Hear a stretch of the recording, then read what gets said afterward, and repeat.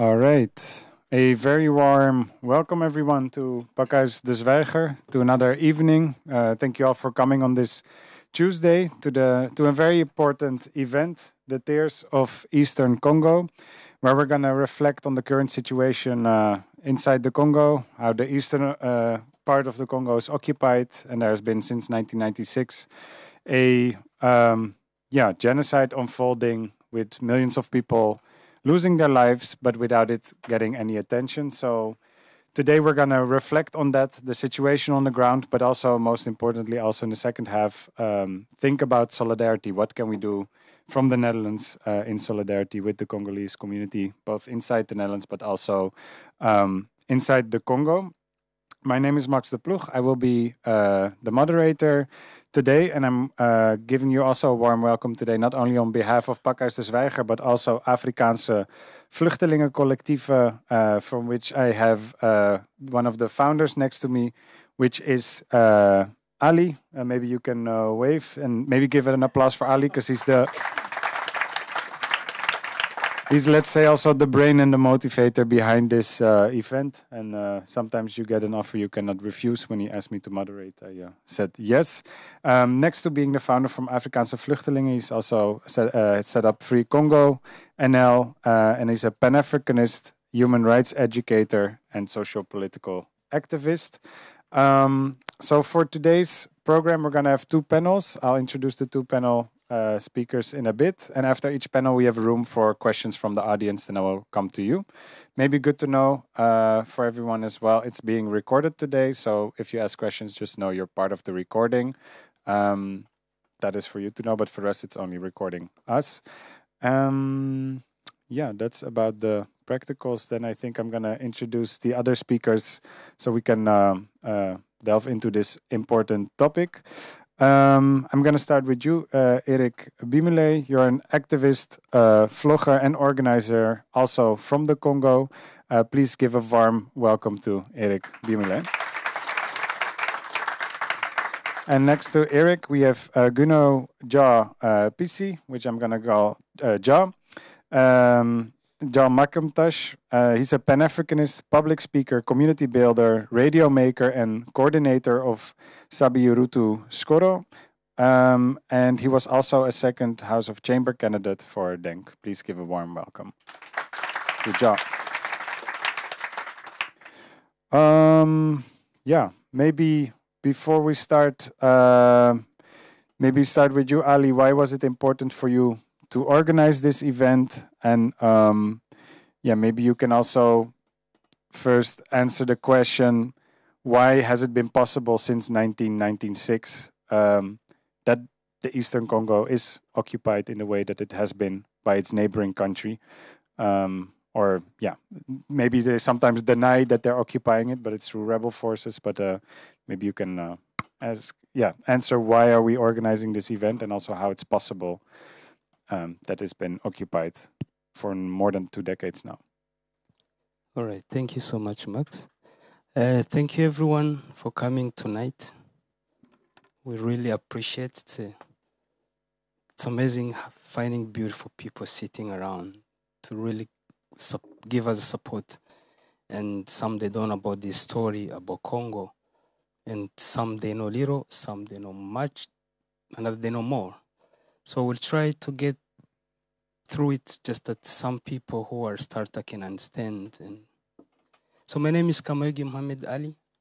I'm a social political activist and human rights educator. And behind you see also images of protest that you also have been co-organizing. Yeah. I love organizing demonstration, because the Netherlands is very unique. You can really protest when something is not right. But somewhere else, if I refer to happen in one town called Butembo, people there has demonstrated when they didn't want MONUSCO, and they were shot by MONUSCO. MONUSCO is, for the people who are not... It's United, in short, it's just United Nations peacekeepers. They call them blue helmets. So the reason we organized this evening is because Congo is bleeding.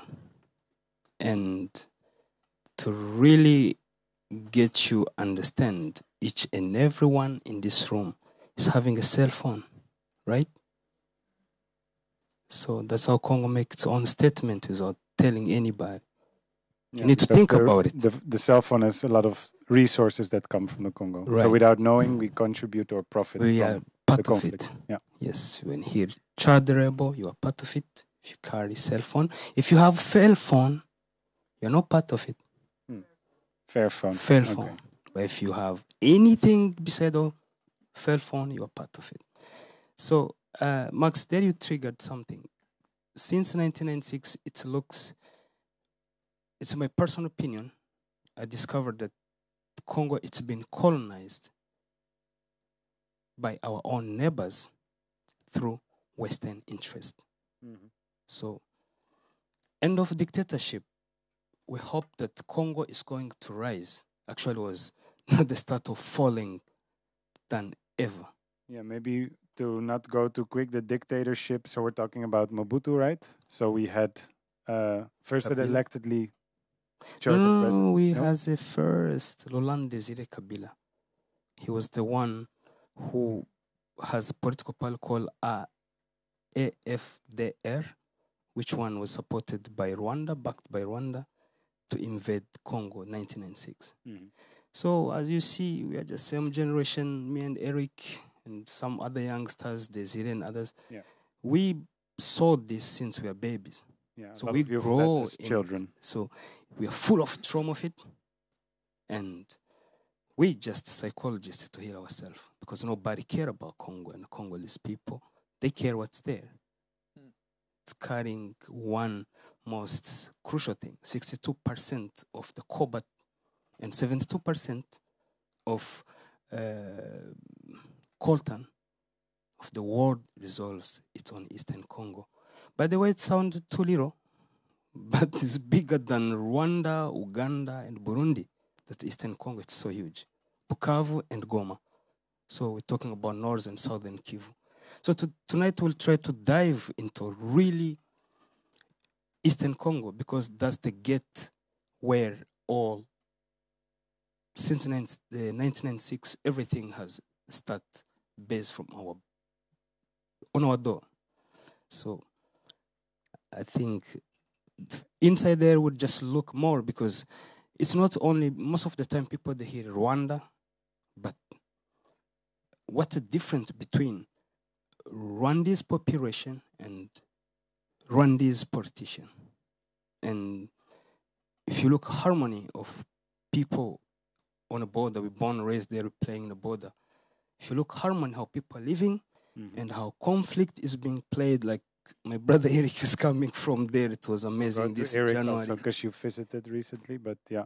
But you want to say when we critique governments, you don't mean the people, but you mean the people in power. But it's not about the difference between Rwandese and Congolese. It's about the governments. Because it's put always in a bad context. Rwanda invade Congo.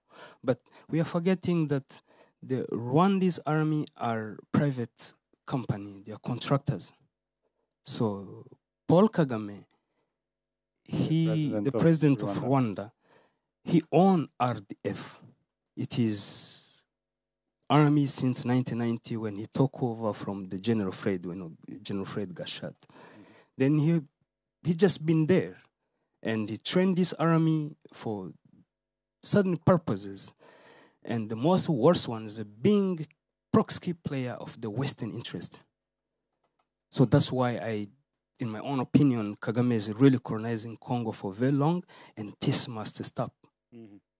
For our generation, no, I don't want to see my children grow up under this kind of really situation where babies have to be soldiers, where babies have to be hard workers, where women are raped to the beyond rape on this continent. So this is what Kagame has initiated in Eastern Congo. Yeah. So it's occupied through what you said, proxy forces. So proxy meaning it's maybe not directly country, but arming certain forces to occupy in their interest.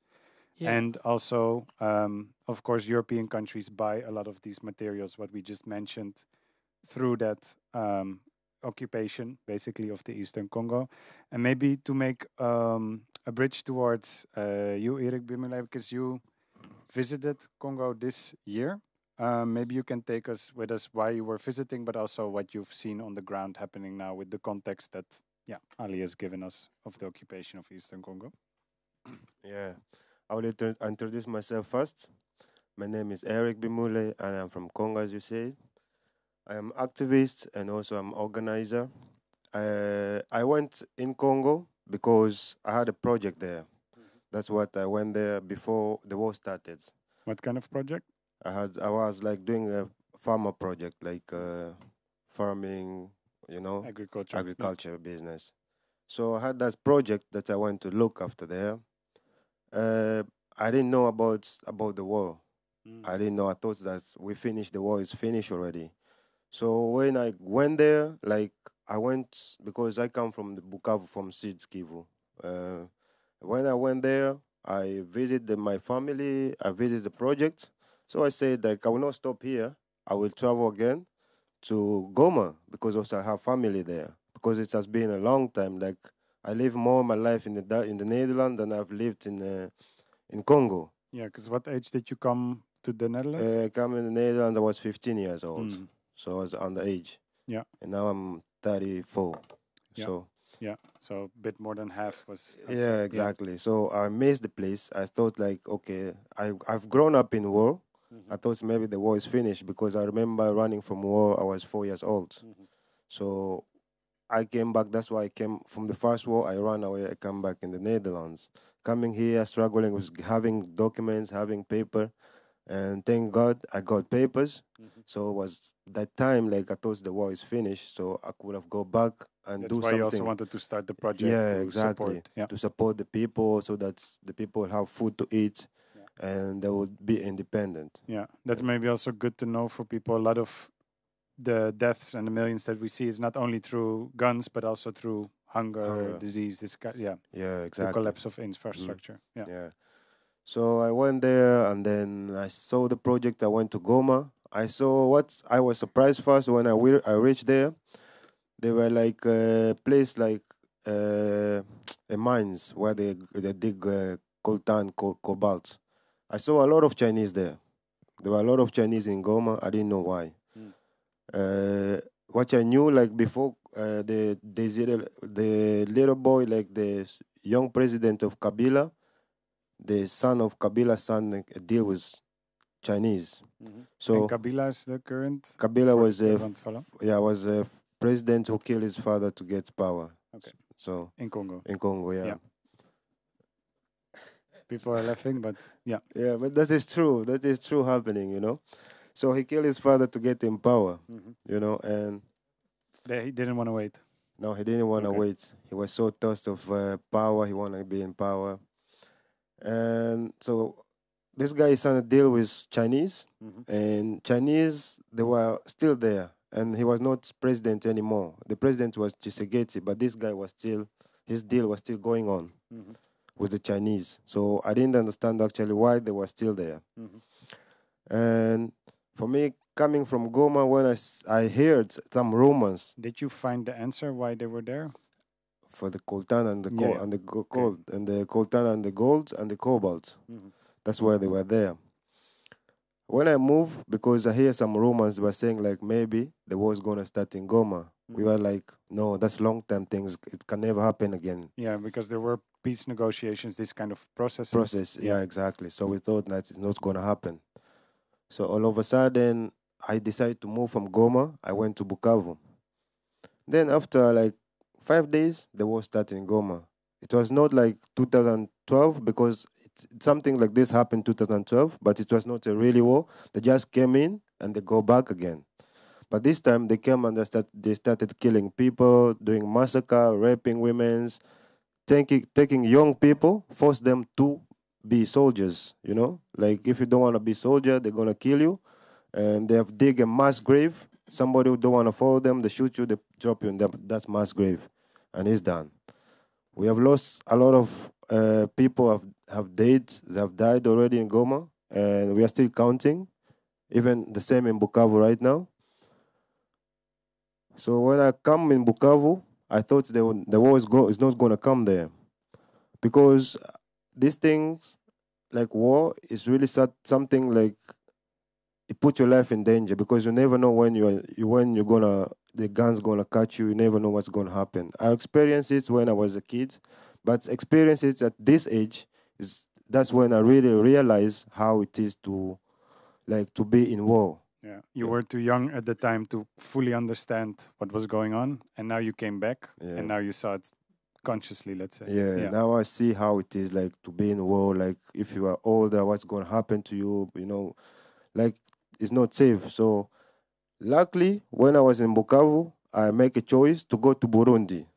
It was just like I didn't feel any more safe in Bukavu because Goma and Bukavu, we are like it's just few hours, and then you're in Bukavu. So my mind was like, maybe it's going to happen here. Then I decided to move in. I went to Burundi. So you went out just on time, let's just say. on time Yeah, before they because they were saying like we need to move, otherwise the Burundi gonna close the border, because we had some information, people from inside, they were telling us soon what's gonna happen. Soon when we hear about it, I decided to move. When I moved, I went to Burundi. 2 days after the M23, the rebels, they came in Bukavu also. And they didn't come with, they came because the soldiers left, they didn't fight, the soldiers didn't fight them, but they come with violence. They were starting beating people, taking people's money, like taking people's women's, forcing people to cut their hair, like forcing people to do salon. In Congolese, they call it salon, but to do cleanup. Cleanup is like you need to clean the city. If they catch you walking around and the city have to be clean that day, they're gonna beat you. They beat you all over the body. They torture you. And some people died if you resist. They shoot you just direct. Yeah. And maybe one follow-up question, and then I want to go to you as well, Joe. How is it possible? Because since 1996, still like what you said, there's sometimes peace, then it erupts again. Why is there no end to this ongoing, occupation of these rebel groups? Yeah, I think, on my own opinion, is like this group. They are good armed. They are armed to go well. They have a lot of nice guns, nice. So some outside forces are exactly funneling. They have been they've been getting fundraise from some higher levels like Dutch. Like I remember, in the time of genocide of Rwanda, the Dutch supports this genocide. France supported, Belgium supported, because if they didn't support it, the guy who committed the genocide is still a president today. That means they support it and they work with him. They finance him. Like right now, if you go to Rwanda, you're gonna see like a lot of projects. Rwanda is Netherlands is financing these projects. Belgium as well. I remember Congolese one time telling like Rwanda is exporting a lot of resources they don't even have to the European countries. Then they signed a deal with them, and with Rwanda signed a deal with European Union about minerals. I think in 2025 they recently signed a new treaty again. Exactly, but in their own ground they don't have minerals. So where they get these minerals from? It have to be somewhere. So that's why I think this war doesn't stop, because there's a lot of people benefits from it, and then arms going in. So that's people just see the war, but they will not see what they have in the ground. They will not see what's it really needs and what people need, because there's a lot of kids, a lot of people, they're suffering from this war, and a lot of people right now, they're telling me if the guns doesn't kill them, the hunger gonna kill them, because even the villages where people used to farm, they cannot even farm anymore. So sooner or later, they're going to run out of food. And if there's no food, so people, I don't know what they're going to do.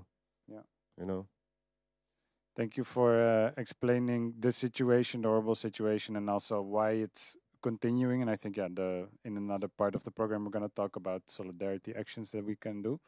But maybe this is a good bridge to you, Joyce, because you've also looked at the, politics, the geopolitics, this kind of things, how you view, our responsibility in it, but also from a historical perspective, maybe how you view and understand what they've been sharing so far from your perspective. Yes, good evening all. I'm really happy to be part of this process because I know it's a process. Yes, my brother?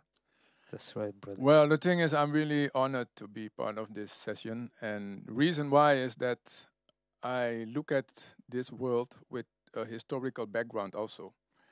And when we look at it, then we see that Mama Africa was once a very prosperous continent. There was prosperity all over the place. And then there came a moment that the European made the step to go to Mama Africa. And then they saw beautiful things. And they came back with weapons, all these things to destroy this beautiful continent. So we have to be honest how things were created. And then to make it even harder is that 1884, 48, there was the Berlin Conference. I don't know if some of us heard of that. That was a gathering in which all European countries came together. And what they did, they put on the table the map of Mama Africa, and then they say, well, France gonna get this part, England's gonna get this part, Holland's gonna get this part. And before we know, Africa, who was not with borders, became a divided country. So that is something that you all should know from historical background. And then what we also realize is that Belgium became the owner of Congo. And we all know that King Leopold, he was from the period 1885 to 1908, so not so long ago, you may say. He reigned more than 20 years in the Congo. And historical facts shows that there were more than 10 million people killed. More than 10 million people killed in this time of period, because it showed that Congo had commodities which were like... Back then it was rubber. Rubber, Yeah. yeah. So all the tires that was necessary to develop cars and all these things, they came from Congo. So there already started the process of taking out things from Congo.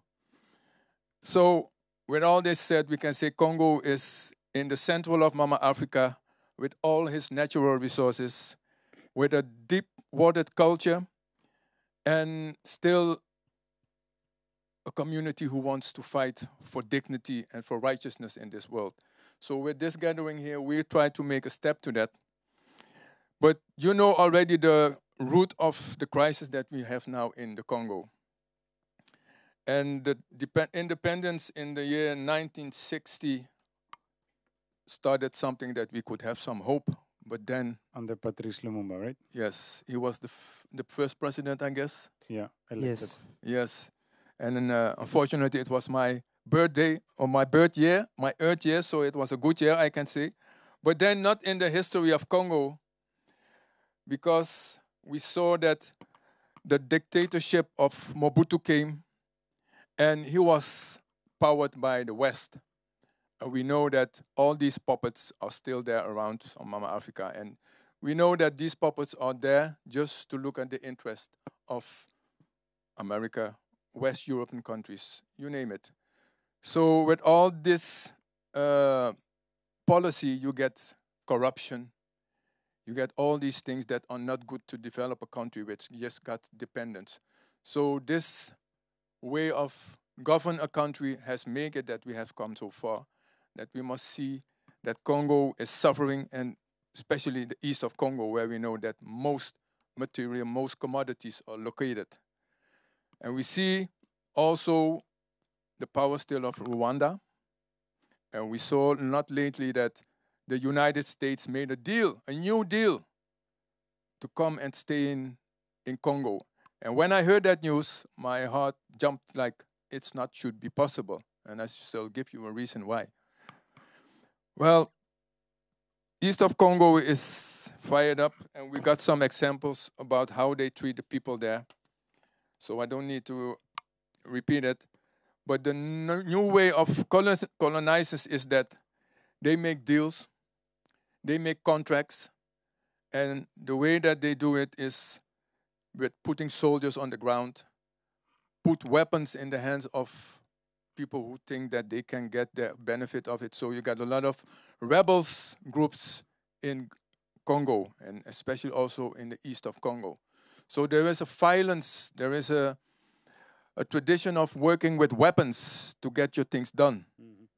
And this also maybe what you said, the tradition of working with weapons also goes back before 1884 when Africa was carved up with the map, because also during the transatlantic slavery, the model was entering weapons into the African continent, find collaborators who wanted to sell fellow Africans and then bring them to the Caribbean. So like the model to give weapons to the corrupt is the model, the traditional European model, let's say. Yeah. Yes, and the thing is, of course, why are we sitting here together to see, do we have influence to change that process? And I strongly believe that we have that power, really. Yeah, that's right. Yes. That's what we're born for. And what makes you believe? I mean, maybe I have an answer to it, but I want to hear yours and maybe all of you. Why do you believe we have that power, and how can we enforce that towards the politicians? Well, when I look at two things, there is a period of liberalization, like I said, in 1960.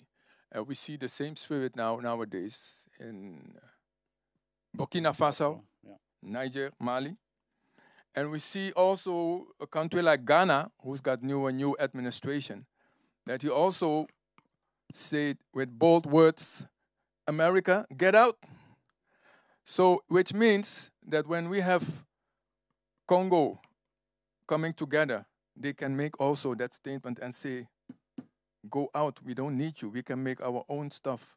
And also, the spiritual part plays something that I would not neglect, because I think our ancestors, to be honest with you, are with us in this process. And we also know that history shows that it was Egypt, it was the Roman, it was the Greek, it was the British Empire. All of them came down when a certain period was there. And we think now, and we know for sure, that this period is occurring right in front of us. So that's why I'm really hopeful that things will be changed. Thank you. Yes, you can always applaud, feel free. And I think this message of hope, or the longer vision that we can overcome these borders, these politics of interest, is important as a spiritual belief, let's say. But then there's also the translation to what are we gonna do on the ground right here in the Netherlands. And I'd like to hear from all three of you what would be your advice, idea, things to us here in the Netherlands. What are next steps? Maybe how are you involved, but feel free to answer it in your own ways. Yeah, what we should do here in the Netherlands, I think what is first I think people should do, trying to find the good information, be well informed about the situation, trying to look what people there really need if you want to help, of course. And what is a tip for, let's say, you're new to this subject? Where would you find or recommend to find information? I won't recommend people to find information on TikTok, example. And which pages? Because TikTok is very big. Yeah, so. the whole TikTok. Most of the people, they come there, they mix up things, you know. You hear people mention things which are not really, or they are not true. You know, some people say... there can also be misinformation. Yeah, exactly. Some people say Banyamulenge, they are Congolese. You hear a lot of misinformation. But, I mean, if you want to really find information, you should look for Congolese people themselves. If you really want to help, look for Congolese people themselves and trying to find where they are and talk to them. Ask them what is really happening or what they really need, because I know most of the people they know about Leopold of II. Yeah, but that's a long time ago. Things are happening now. Things are happening now, yeah. Most of the people know, maybe few people know what's really happened in Congo before, but because of Mobutu, of course. But right now, things are happening. It's like, we need a lot of working together also, because one hand cannot solve everything. We need working together, holding each other's hands, and trying. What we should do is trying to not, how can I say that? Not to, how can I say, like, niet andermans verraden, like, don't snitch. Don't betray each other? Don't betray each other, yeah. Because we have that in our, we have that problems always, like, And if we cut that, I think that will be our first solution. And the betrayal, you mean the distrust among people themselves? Like, can you make concrete which betrayal you mean? Betrayal, I mean like us between us. Like what really now is happening is Rwanda and Congolese is us against us. You mean the divide and rule? Let's say. Exactly. So we should try to find solution together. You know, because before we were brothers, we were living on the borders because I used to live there. We never had problem before. Yeah. You know, we used to live as brothers and sisters. But all of a sudden, this group of people think they are better than others. They start killing others. That is Hutus and Tutsis. And then those others, they run away in Congo. But before that, we used to be good. People from here used to come here and live there. People from here used to come here and live there. So we used to mingle with each other. Yeah. But nowadays, we are being enemies. Like Congolese are hating Rwandese, but we shouldn't be like that. Yeah, that is clear. And a good call to action. Yes, you want to add? Yes, call to action. I think that Ali mentioned one of these already, and that is be critical when you buy a product in the shops. Because we know that some... So we heard Fairphone, something you can Google. Yes, Fairphones. We know that Apple, Tesla, Samsung, all these trademarks, they take the goods from Congo. And we as people, we have power. We have the money in the pocket. So if we make a decision that we will promote that buying products from Apple can help to solve the problem. Because we know that when they feel it in the pocket, then they will change. It's just like you see that there are big demonstrations sometimes for Shell and all these companies that money hurts. So that could be an option.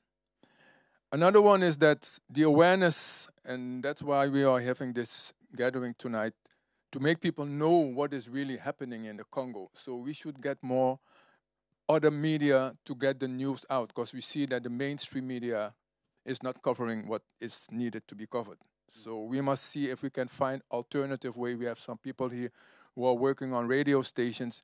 We should get mobilized more with our media. That's what I think could be a solution.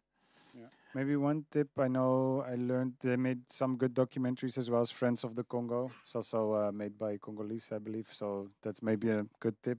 Do you have other sources maybe you want to share? Yes, I think the diaspora, and that is a term, I did not find it out, but we know that we come from one continent. I looked at this documentary this morning, and then some people came from Burkina Faso. They went to Barbados. They went to British Guyana. And I'm one of them who came into Coroni and then Paramaribo, and now I'm here in the Netherlands. So we know there is a line in which when we put hands together as a diaspora family, we can create that power. And that is something that I think we should be aware of, that when we come together and we see that this liberation spirit is on the continent, we should grab it. Yes. And work with it.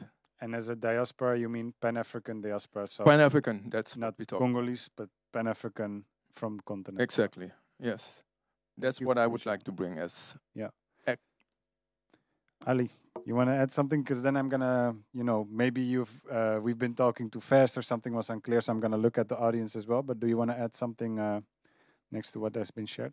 Well, what I want to say, just like people in the Netherlands, what they can do, because they should understand how far Netherlands benefiting from Congo when it comes to the taxation of corporate. When you look statistic of the Minister of Interior, so the Dutch people should be critical on their own country, how they are letting to the aggressors, because all those curtain they come from the actually very close to the Goma place called Rubaya. That's where those minerals goes through when they are coming to Europe. And in the Netherlands, we have one most important company. It's called ADSL.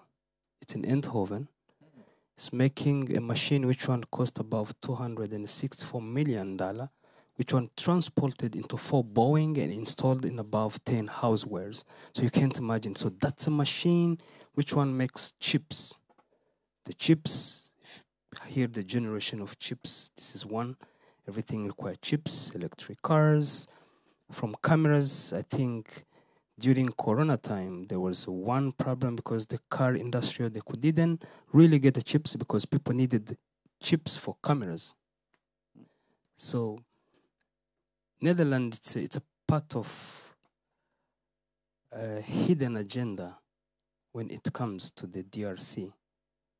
Because in the Netherlands is hosting the most worst company like a Glencore. People knows about mining company in DRC. And earlier, they mentioned two deals. We got the unfinished deal with the Chinese signed by Kabila, the son of the Laurent Désiré Kabila.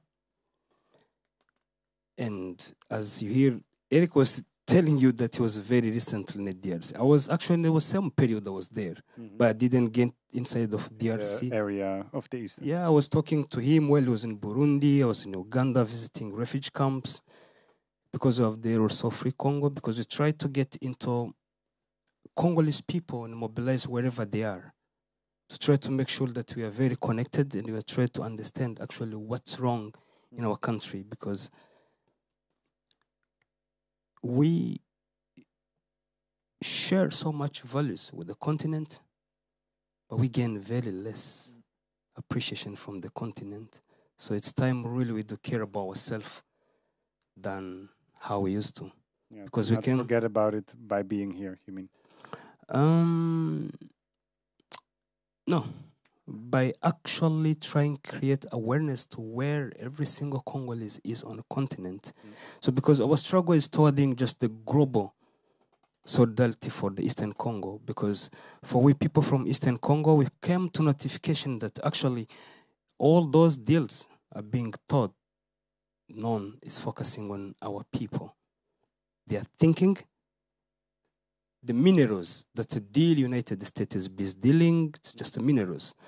Since they came up with agreement with the deal, M23 straight push out of Ituri. They want to be just in Ituri.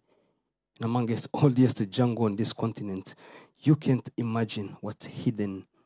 It is one of the exploited gold built Dubai came from. People, they don't know what happened with the DRC, because DRC,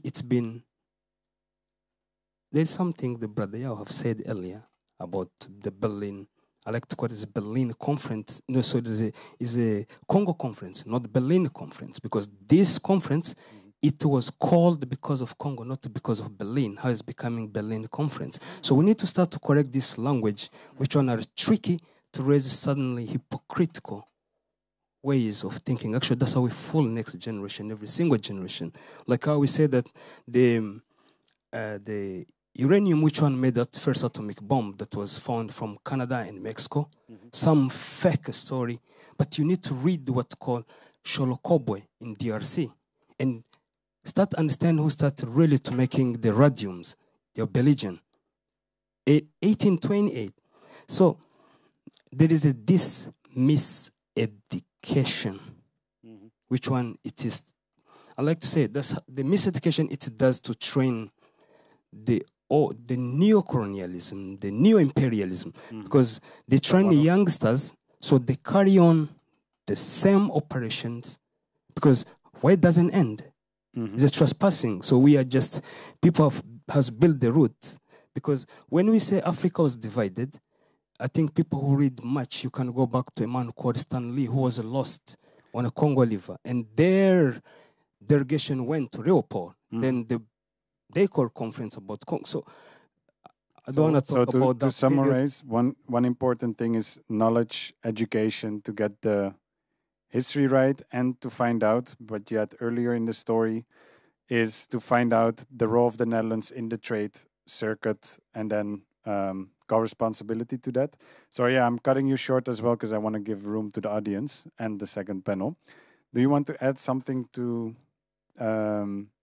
this part? And otherwise, I'm going to go to the audience. Yeah, what I would like to add is that people need really to do something. People need to do self-awareness. It's not only now we're thinking about our health, what we're eating. Start to thinking what you're really consuming. How many times you have to buy phone? Start buying a phone, people. From iPhone So those 1, now come we from, goes to every iPhone year, new 14. edition. Then Yes, you're you draw, using you got the resources. 7 phone laying inside there, but to get every single phone, number of children have to do the rubble work. Women have to be ripped. So you have that thing in your hand. Go repair it as long as broken. I got the iPhone for 8 years. Since 8 years passed, I never buy phone. So if you want to really to contribute, start from yourself. Don't expect just to join the bigger groups. Just start from thinking. Start from your own brain, what you're doing yourself. If you be really able to convince yourself that you're really pretty part of it, honestly, I'm going to find you on the street like every time I'm outside there, So, or I'm going to find you here, sitting there, and you sitting here. So that's what I want to see. That's what I wish for you. Really, every single person in this room, walking home, start thinking the machine you're carrying in hands, where it made, who make it, why it's being made, why you have it, why you think actually is important that even you have to put it next to your bed. Your wife doesn't know what's in your phone. Your husband doesn't know what's in your phone. Your mother, your father, nobody knows what's in your phone. Start thinking that little lovely privacy of you hidden inside there. It is the ones causing, the much you're loving it, that's the ones causing those children outside there. Me, I was a child soldier, person story to share. You have no clue what people are going through outside there because of this material we need. It's not only phone. Now we are thinking about going green, the Vision 2050, driving a cars without electric. Do you know where the lithium coming from? This is the tendency of the Western society, making plans on our lands. Recently, something been said, very, very shocking, people, by one of highest European politicians. That, hey, in the European Union, hey, we need to interfere because the things has gone chaos. And who are they? Who are you to dare interfere? Because your interference, it end up as what in book Netanyahu has written 66 people. Start reading. Keep this word, read. People start reading. The wars from Somalia, from Libya, from Yemen, from Syria, from Iraq. 7 wars in 5 years. It was revealed, right? No. We are genius, we're intelligent. Read books. This was revealed. It happened. You paid the tax on it, right? Right? Mm-hmm. The taxpayer, I'm talking to taxpayers. You paid the tax on it. It was a plan laid by Benjamin Netanyahu into 1966. A book has wrote how to really, you know what he said? If you really want to end the terrorism, you don't fight the terrorism. No, you fight a state backing a terrorism. So we Congolese people, we need to fight a straight Rwanda. Is that true? All right. We can be left thinking about these. And I think it's a clear call to action as well, is to read, to educate yourself. It's going to be a good bridge to the second panel because we're going to talk about education there as well. But as said earlier, I want to give the audience the space as well to ask questions. So I'm going to look towards you. I see 2 fingers there. I'm going to come to you. And then I've seen your hand as well. And if you like, you can introduce your name if you're comfortable. Yes, thank you. My name is Claire. I have a question. We're talking a lot about education and like consumerism and personal responsibility, but I've noticed also when I see a lot of people talking about Congo and especially social media, is that it doesn't get through the way that other conflicts get through to people. People share maybe a post, but they don't really understand that this affects human lives, and they don't see the human people behind, all the violence. And I personally feel that there's a lot of anti-blackness that plays a role in why people do not empathize, why people do not care enough and do not share enough and talk enough. Do you feel the same way, or do you have any ideas about that, or how we can deal with that? So the role of racism towards Africans in this conflict being visible or invisible is one question. There was another hand here. I'm going to take the 3 questions at once and then I'm going to let you answer. Yeah. Yes, good evening. My name is Connie Arnoldus. There is a passage in the Bible that says, when a country has good leaders, people rejoice. When the country has bad leaders, people mourn. So Congo is mourning, just it's clear. They have bad leaders, yes? And then when in the idea of bringing any solution, I think we need to identify also the enemies of Congo, and not only the enemies, but those that are behind the scene, behind these enemies. We need to identify them. And my question is, no, and 1/3 is, just like the USA did all his life, invades countries for his own good. So I think Congolese people, these are our brothers and sisters, and we need to help them. And if we want or if we need the help of countries around, or countries that believe in Africa and they want to help countries in Africa like Russia and China and so, we need to ask the help, because the situation is now so deplorable that the country needs help.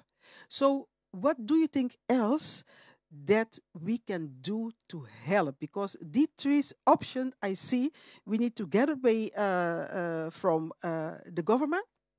We need to identify the enemies and the people behind the enemies, and also get help to help these people, because we cannot go longer anymore. Congo cannot go longer anymore in the situation. What else do you think we can do to help the country? Yes, and you were talking about the layers, the bad leadership, and the responsibility of the international community, let's say. Yeah. Thank you. Then I'm going to do a final question here. Then I'm going to let you answer these 3 questions. I see 2 more. I'm going to see with the time if we can keep it short answers, then we can do the other 2 questions as well. All right. Good evening. My name is Mr. Taiwo. I wanted to ask a question, at the same time give some solution. I've listened to some of the things that the people on the panel have just said, and I found out that we in the Pan-African community found out that the orthodox way that is our way since 500 years dealing with the West. I think we need the alternative way. And that alternative way, I think the sister mentioned something about that. But before I will ask the question that... But do keep it short also for the other questions. Congo mineral resources are being mined by companies from the West because of the signatures they signed. And I can tell you that if we go the alternative way, one of the alternative way is what is going on in Africa now, even though it is very visible in Burkina Faso, but is invisible in some other African countries. I will give you an example of Nigeria. We found lithium in Nigeria also, and the government right now is saying that any company that comes, you have to mine it there, refine it there, and manufacture the batteries in Nigeria. And when you see this, you find out that there is employment, there is dignity, and the finished products can be sold anywhere else in the rest of the world. Yeah. And I think that alternative route is what we have to take. And supporting the sister, we've been dealing with the West for over 500 years. Nothing comes. Russia, China, we've had histories with them of about 1,000 years, if not more, especially with China. And why not take that route, alternative route also? That is my question. Thank you. And it's also about, follow its own route, let's say, but also with the production, not only giving away raw resources, but being able to produce your own, let's say. That's also what I'm hearing. You want to respond to these questions? So maybe to summarize this one we've just heard, but also the one on the attention that is given or not given, and maybe the relationship to racism that is there, and the other question of leadership and responsibility of the international community in that. Yes. Well, I think you already said entire blacks. What means entire blacks? No, not entire black, anti-black. So okay. racism against Okay. black people. If in this context, I would say when it comes to not only Congo, Africa in general, there's no Europe without Africa. In this whole land, everybody knows there's no way to dig gold. The currency, the money is regulated from gold, fully. But where we dig gold? But we got the more reserves of gold than who has mountains of gold underground. So there is an odd trade, odd agreement. And I like again to put it as kind of geopolitics, the foreign policy. If you look past 6 years, a person who called Kaha was a force of the Dutch parliament. She was the head of the security development into Horn of Africa. How a Dutch person is the head of the security and development of the heads of the Horn of Africa? So there it comes from, the international relation between we Africans and Western. And there is connect to the lady asked about the international relation or so about Congo. How is that possible? She already said it. We got the bad leaders. Because after Patrice Lumumba, we had Joseph Mobutu. But in this way, we got the one all the political party in Congo runs. It was founded by father of the president, whom we have in the power now. So the president of Congo, he was inherited that political power. That political power, it was made just to make all deals for all players, for all rich guys wanted to invest their money in Congo. That's what these men they've been doing.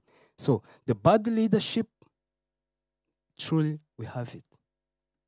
And it's because it's descending from an older system. Yeah, so the system was installed. Infrastructure to support bad leadership to put them in place. Yeah, that's what we call the colonial, the neo-colonialism inside Africa. Because we got the leaders who are working toward the Western interest, and that's what Patrice Lumumba has died for. They killed Patrice Lumumba because... reading, also Kwame Nkrumah has coined the term neo-colonialism, like how the colonialism changed form after the Second World War. So reading tip to read on neo-colonialism by Kwame Nkrumah. And that's a book killed him, by the way. Yeah, he that's was the also book killed him. And I think this is also an important pattern that you see. It's not only to the Congo, but this pattern where you have a leadership that tries to do something else with its resources or for its people. Then they get killed in a post, and then they try to trade and negotiate deals with bad leadership. But maybe I want to also give room to the other speakers to fill in to the answering. Yeah, I will go to my sister over there, what she mentioned, like let's give a Chinese and the Russians chance. Mm-hmm. I would say... that was from the front here. From the front? Yeah. Okay. So I would say Chinese and the Russians... Chinese, you cannot trust Chinese. Chinese, we have signed a deal with Chinese there.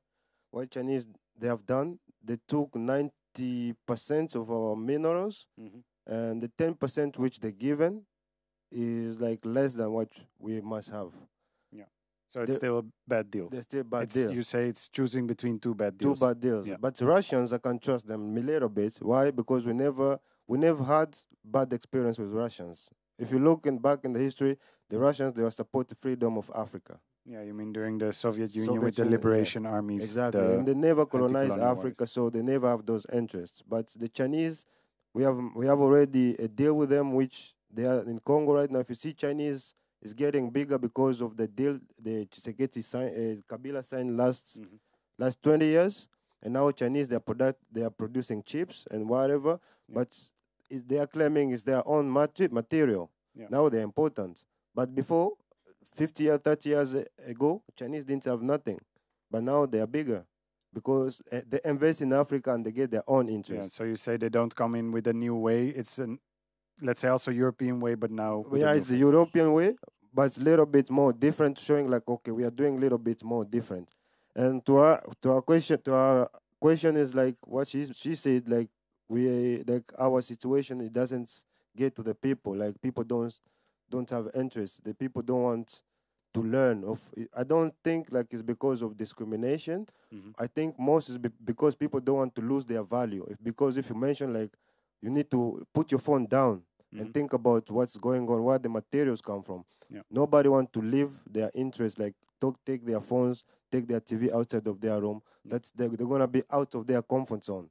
So they're you gonna say the pull them main back. reason is the interest in the resources, the phones, the material. Maybe Yeah. racism is a tool, but you don't believe that that's the main reason. Yeah, it's maybe the main reason. Yeah. Okay. Actually, You wanna, I want to say something. He mentioned something But sure, very then I important. also want to look to you if you want to add, and then we need to go to the second panel. Because most of the people, they don't understand when they talk about the Russian relationship between Congo. Into 1960s, we remember when Patrice Lumumba was elected, he experienced the chaos. When the guy who called Moise Tsombe, he was just voting, created the Republic of Katanga inside DRC. So, Lumumba went to United Nations. So United Nations, they rejected he asked to have the peacekeepers. United Nations actually rejected his motion. And he went to Russia. That's all choice he have. And he get the support from Russia, he got a weapon. As long as he received the weapon, what did happen? United States and Morocco, because this is not things are being told, they brought troops to fight Patrice Lumumba, because that's where battalion called Simba was born. And most of the militant of Simba, they were people from the East, because people from East loved Lumumba to the core than elsewhere in Congo. This is things are also being hidden, that the people who are in power now, they are the same people who took away independence of Congo and who has mismanaged Congo and shell it into darkness with the Western society. Yeah, the And collaborators. today, when you take a look, that's where they failed to fix Eastern Congo. Now they know Eastern Congo is becoming most important because Corton and Corbat. If there was no Corbat and Corton, because we said deal. Look at deal when we meet United States, when Congolese delegation meet United States. They don't talk humanitarian. They don't talk about how many people dying. They don't talk how many women are being raped. They don't talk about children in the war club. They're talking about what? Minerals. The United States want to boost its own minerals. That's it. Yes. The China has came. Woo. No. Wow. That's this clear. is everything. It's being made to display Congo, because if Congo, this country, if a bit, it become a little settled in a really 10 years time, I guarantee you're gonna buy phone for 2,000 euro. More actually. As long as we're gonna start produce this Corbat and Cortan, we produce in our countries, we sell them. The people we treat them like no coming to steal, no coming just to play the Monesco, which one? The United Nations is stealing minerals. It's been cut in media. South Africa is stealing minerals in DRC. So everybody coming to DRC is coming to steal. Yes. So you agree with Eric. It is about the resource, but I have to also, for time for the next speakers to have space to share their stories.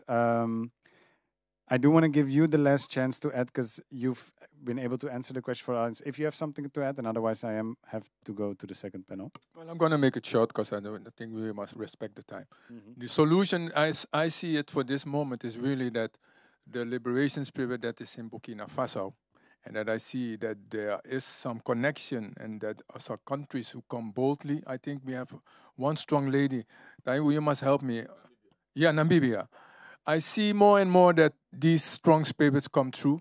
So I think that in Congo, I don't know, and I don't hope it will take too long, that we will get some brother like Ibrahim Traoré, and then I think things will shuffle. So when we show our solidarity from this point, and we create also the energy together, then I'm sure that one of them, they will come true. I'm sure of that. Thank you. All right, thank you. Yes. Then I want to thank you two. Ali is going to remain here. Give one more round of applause. So I know I have not given the space to two questions in the audience, but there's a second round of Q&A. Then I'm going to look first to you and to see if the questions can also be answered in the second part. But for now, I want to ask forward Iwan Lewin, and I will introduce him later, but please give it up for Iwan Lewin. And next to Iwan is going to be Nana Leslie Kwesi Reiziger. Please give a warm applause for Kwesi. And last but not least, I want to give an applause to Desiree Mangole. And maybe to shortly introduce them, Iwan, who's sitting in the middle of the newly joined tree, is a radio maker, and so he's going to reflect mostly on how can we campaign and raise awareness through using our media and voice in that regard. Desiree is gonna, who's sitting here, is gonna, who's an advocate for equality, truth, and justice, and is a founder of the Kinanga initiative, is also gonna tell more about his experience as being a Congolese coming to the Netherlands, and yeah, what does that mean to be here? And last but not least, we have Nana Leslie Kwesi, who's a reader, promoter, language teacher, and environmental cleanup activist. And you're also working with the Sabiyo Rutu school, right? Yes, and we're going to talk more about youth and education. Thank you all for joining this conversation, being here. And with this panel, we also want to make space also for the different types of actions and things that we can do to make a difference. But maybe before we start that conversation, Desiree, I want to give you the chance to open this panel as well, because also you are from the Congo. You came here, and we've talked a lot about resources, but there's also a human story behind it, because yeah, the resources seem to be very welcome in the Netherlands, but then you had your own experience coming here as a human being, and maybe yeah, you can share something about that. What does it mean to be here as a Congolese in the Netherlands? Yeah. Yes, thank you. Thank you everybody for showing up and supporting. My name is Desiree Mangole. Born in the Congo. I have family still in the Congo. My mother lives in the Congo with my younger brother. I came here to the Netherlands when I was, I think, 4 or 5 years old. For me, the biggest shock was not recognizing myself in the people here. You know, it's a big. In what way? In what way? In color. Mm-hmm. There are only black people in Congo, like I experienced, Yeah. and also in culture, like Sinterklaas. The first time that I saw Zwarte Piet, I was scared because it came with a paper note and they threw it, and so for me it was a scary experience, you know. But I still, you know, I still deal with it at school.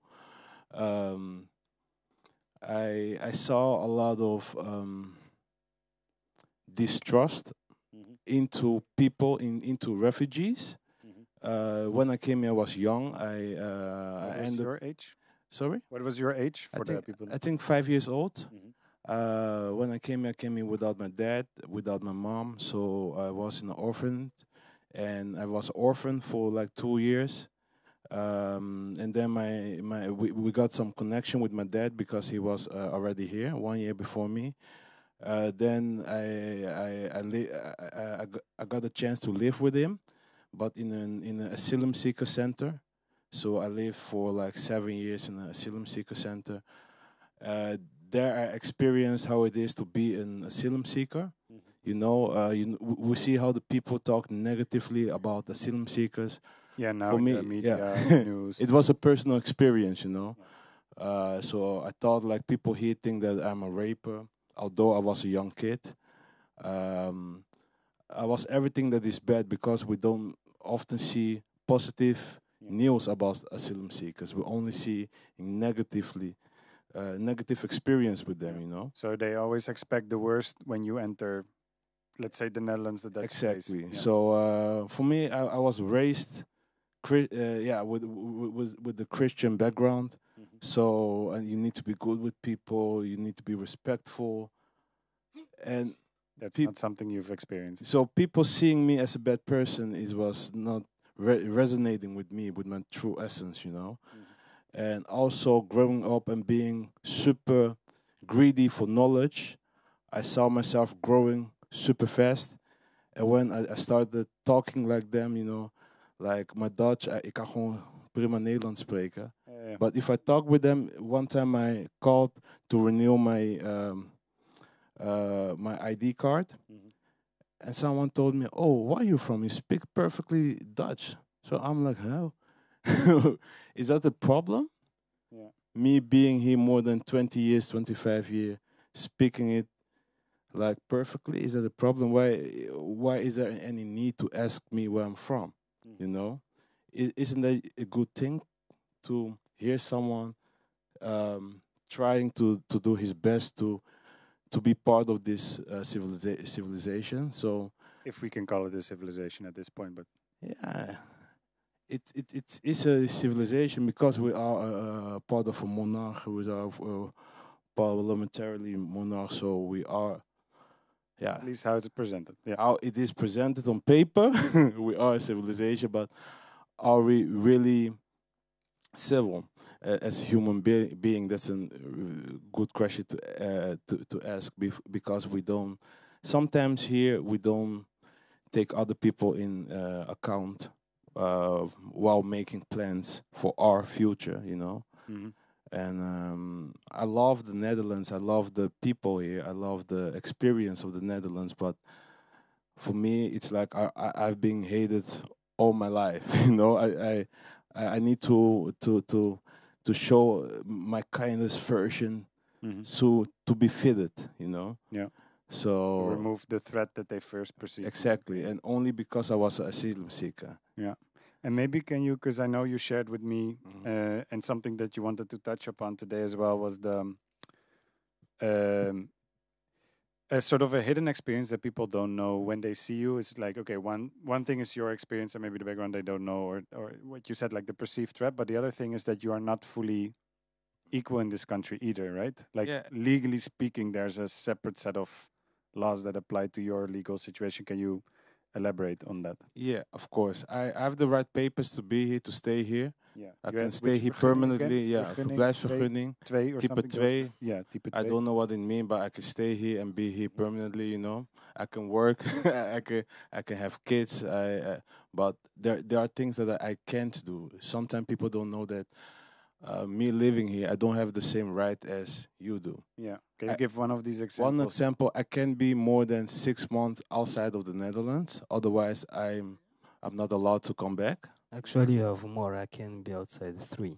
3. You have And type plus, 3. I can. So he Okay, can. so 3 months, 6 months. So we have to acknowledge that there are differences. I can't vote.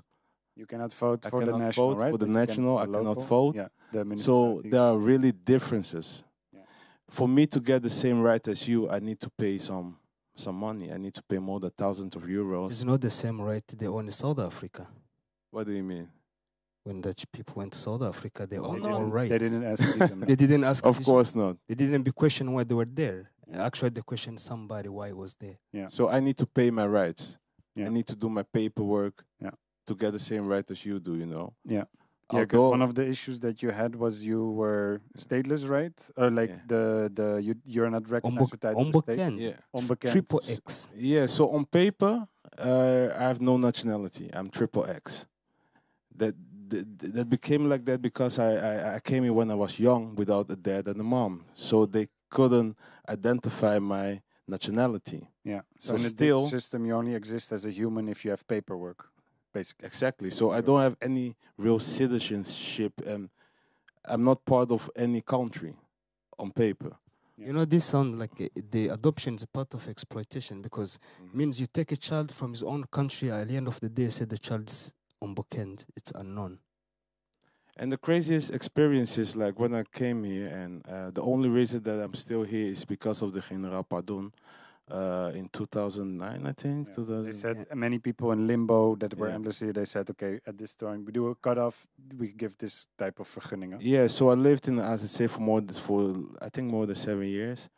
And living there, when the General Pardon came, they say like people that are waiting more than 5 years for a document, they can stay here, because they already told my dad that we need to go back, but because of that new General Pardon, yeah, we could have stayed. Yeah.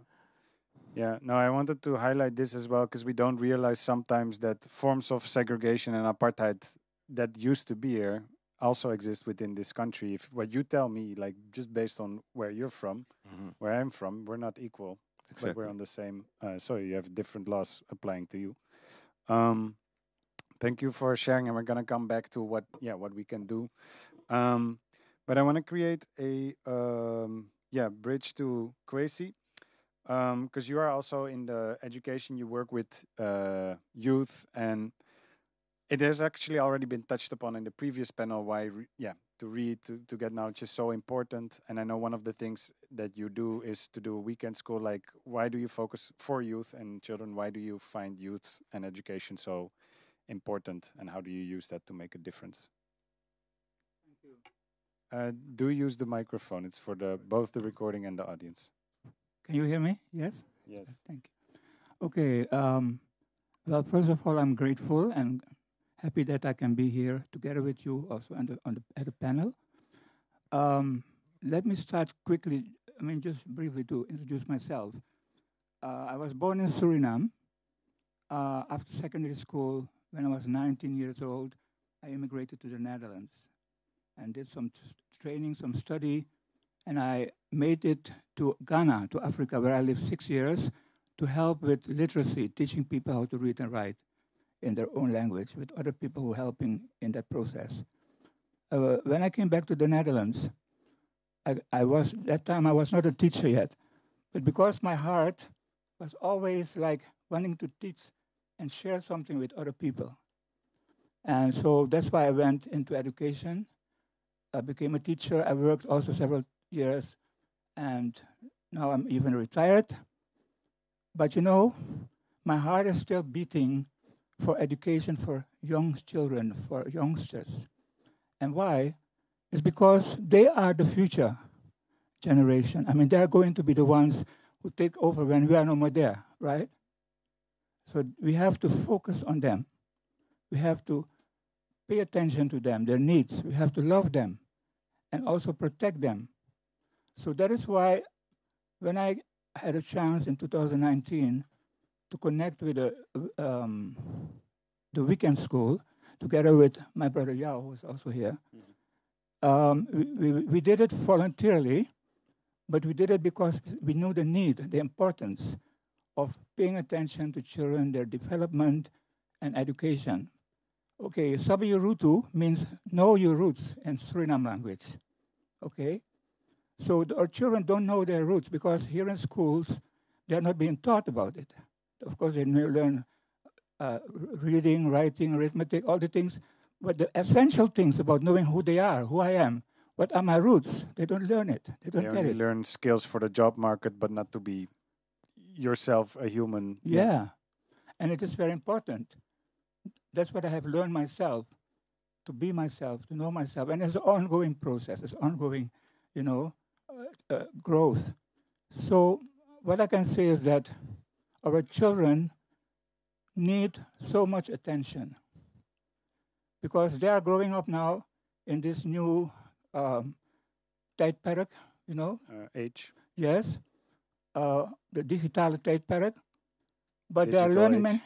Sorry, just translation towards English. Yeah, Digital, okay. Yeah. Digital age. But you know, they're learning many good things, I think, through the phone and through the laptops and iPad and whatever.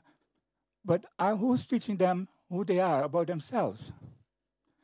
The same thing is also true for the children in DRC, in Congo. Just imagine how many children are growing up. Maybe the parents are dead, so they're growing up like orphans. Yes, thank you. But also, the parents are not at ease. So whole families, millions of people, and among the millions are many children and youngsters. My goodness, what is going to be the future? So I think we need to help each other by reminding ourselves that there's a world outside, far away from here in Amsterdam and the Netherlands, that need help. They need attention. And I think that is one of the reasons why I want to be part of this panel and this whole group. The little I can do, I'll do it. You know, the knowledge, the experience I have, I will use it to help those in need, those we are better off, right? So maybe that's what I wanted to say, you know, that my heart is really beating, sometimes with sadness, sometimes with anger, but most of all with love for the children.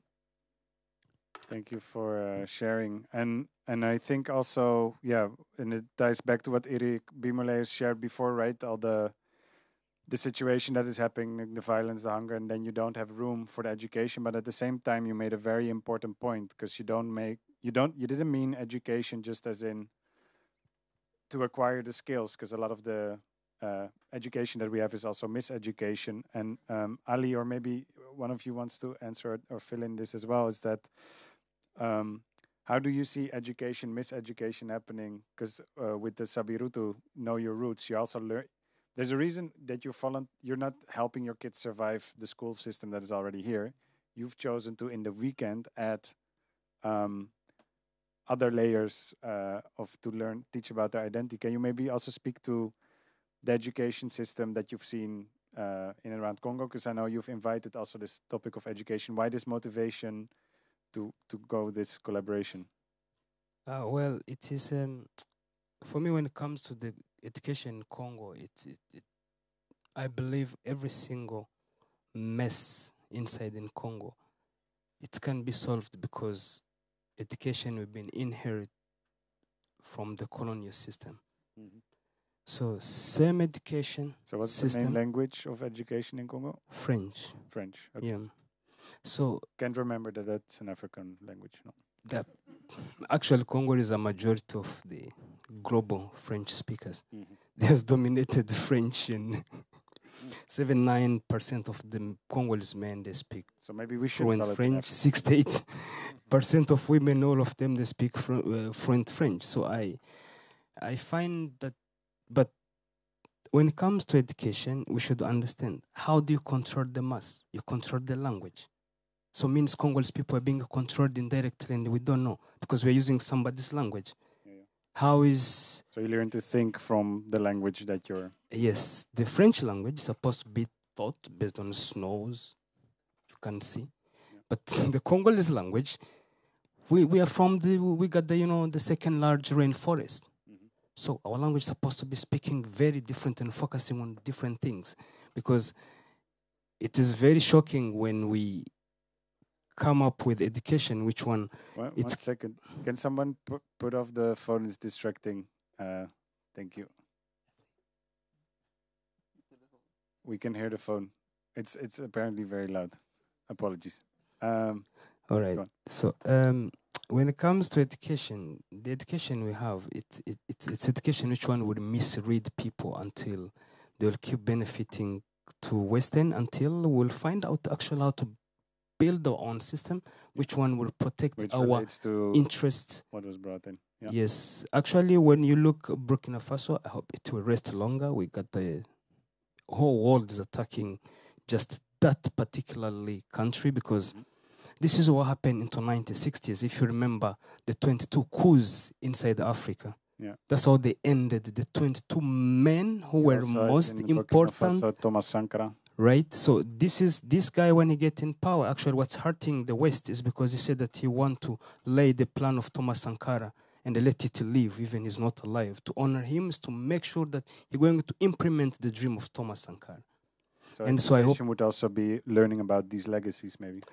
Yeah, look, Max, we are living in a world of hypocrite. So the world, which one designed by the Western values, I like to say. Just in between, I know that your neighbor wants to add as well, and I know you're a bit longer of explaining, but finish. But I want to give equal space to everybody. All right. So, what's most important I wanted to add is that we don't have right education. Mm-hmm. So, if we have, if we are miseducated, means we are misinformed. If we are misinformed, we are simply to be misled. So it means that it's very simple. It's a triangle. It's just how you create a chaos and you give a little freedom, and then later on, and then you allow people to get used to it, and then again you squeeze more. So that's why earlier I said that this is a new colonization in Rwanda. It has really installed into Congo since 1996, and because it's a wave on wave, wave on wave. So. Thank you, Desiree. I saw you wanted to add, and then I'm gonna make a good bridge toward Iwan, because when we talk about miseducation, media is definitely a topic we can go into. But you wanted to add something. One small point. When you talked about the French language, sometimes I want to educate myself more about the Congolese political system. So my dad, he did his whole best to let me speak the native Congolese language, at least one. Which one? Lingala. Yeah. So there's that like 100 plus something. Yeah, you have Kiswahili, Lingala, and other languages. Actually, Four major languages. International four international languages. International. In north they speak Kikongo, in south they speak Chiluba, Lingala in west, and east Swahili, and in the Kisangani center they speak Swahili. But Lingala, it used it through art to just get viral. But again, the time of the Mobutu, he was a secretary. He was state secretary of Patrice Lumumba. So he could betray him very well. He has all his implements. And the first number one of implements of Patrice Lumumba was to end French language. He promised that Congolese people are going to write their own history into their own language. So Mobutu, he came to establish the Lingala in the West, so using the Oxford University implementers. And at the end of the day, he left something worse. He said that anyone who doesn't speak Lingala is not really Congolese. And that has brought one worst discrimination into Congolese people within the country. Yes, because now when you meet people from West, most of the time they don't never been to East, they don't know East. Even you let them stand in the East, you ask them, where are you in Congo? They don't know. But when you don't speak Lingala, they will say, hey, you are not really Congolese. So that's some sparks of Mobutu he left into our community. So the point that I try to make, like my dad, because that I'm born in the West, so my parents speak Lingala, but they are originally from the Northeast. So my dad did his best so I can speak the language, but now I try to understand our politics, but they all speak French. So how can I needed to learn another European? So how can I understand my people by learning another European language? Because I already speak English, I already speak Dutch. Now I need now need to speak 3 languages so I can understand my people. That's not a good thing, I think.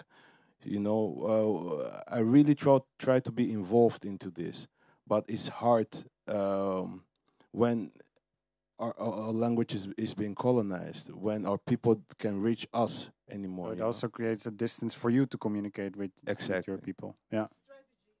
And it's a strategy, language barriers. Yeah. To divide it was a contribution for the audience. Iwan, I'm going to go to you. You've been listening. You're a radio maker, Radio de Leon. Could you maybe feel also free to respond to something that you've heard if it resonated with you, but one of your main contributions was going to be can be a main form of solidarity through media. Thank you. It's on if you just keep it close. Yeah. Thank you. Good evening, everybody, and everybody who's listening, I think, by internet. I have also an African name, Nana Kwaku Jataba Ansong. That means Nana is the title, Kwaku is the day I was born, Wednesday. Lewin is my Dutch name, and Lewin means in the Ghanese language, Jataba. And Ansong, I'm the seventh child. I have two things I want to talk with you about. I heard a lot, I read a lot. I'm a radio man, but I'm also a politician. I'm also one of an activist, and I'm also have experience in the union, FNV, because I was sitting in the board from Africabo FNV. And I have some things I want to share with you. Because I'm a radio man, I'm going to broadcast this tomorrow, and I would like to let everybody listen to this, what is happening. A long time ago, it's still going on, but we are now waking up. I hope the quality will be okay. It's on my laptop, it's on my iPad. If you keep the microphone closer, it's going to help the quality. Okay. Listen what people are saying like the mic about the Africa. microphone. Hold your microphone as in like this. Okay. But it's on my iPad. Okay.